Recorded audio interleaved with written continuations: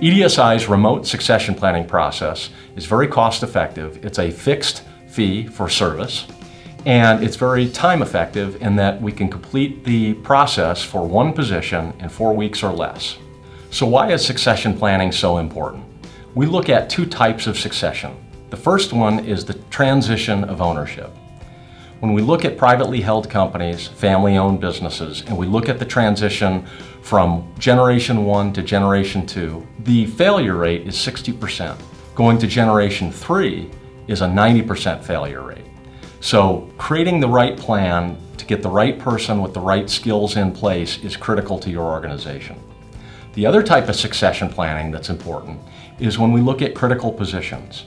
And there it's important that we find the right person, we have them developed properly and get them in place. Otherwise, you're going to have a critical position in your organization that is either A, unfilled, or B, filled by the wrong person, which will have an impact on your organization's ability to function in terms of providing quality service, quality products, or being able to achieve your financial and strategic goals as an organization.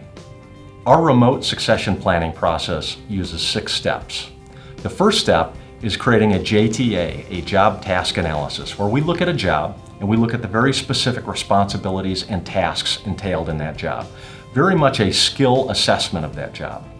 The second step is looking at then the knowledge and the abilities that are required, and then taking those along with the skills, we call that a KSA, knowledge, skills, and abilities, and we take those and we create a success profile for that job so that we know what it looks like to have somebody that would be successful in that role.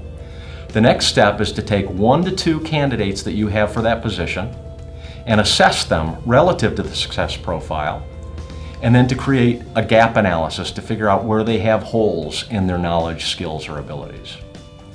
The fourth step in the process then is to simply work with you and your team to talk through our assessment of your candidates. And then we will give you a recommendation on who we recommend. The fifth step is to then create a development plan. So we've identified the candidate, we know the success profile, we know their gaps. We will put together a plan of action to ensure that they are developed so that they will be successful when they take over that role. The final step in the process is to sit down with you and your team remotely and walk through the plan and ensure that you have the ability, the knowledge, and the resources to move forward to implement that plan. As I said earlier, we can do this process for one position or multiple positions. If you'd like more information, contact us directly. Thank you.